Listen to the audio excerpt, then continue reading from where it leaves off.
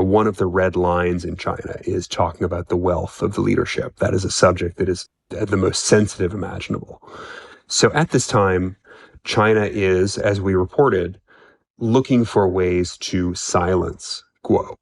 And the position of the Chinese government in this period is Guo is a criminal. He's implicated in all kinds of white-collar crime.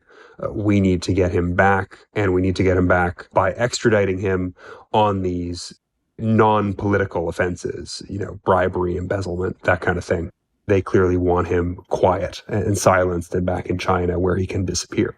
So at this point, with the government in Beijing very upset about Guo, very eager to silence him, Zhou Lo turns to Pras Michél, his friend, the Fugees rapper, to put together an effort to convince the U.S. government to essentially kick Guo Wengui out of New York.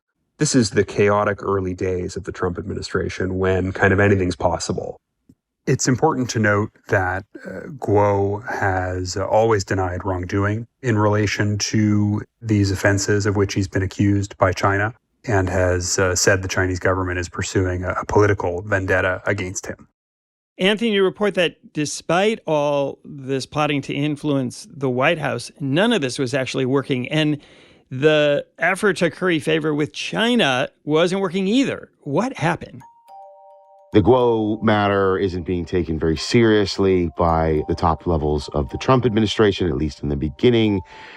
And clearly, as our documents and our reporting show, that the FBI's International Corruption Unit is marching right along, investigating witnesses, scoping out bank accounts. They are really forging ahead with a criminal inquiry of Lo and others.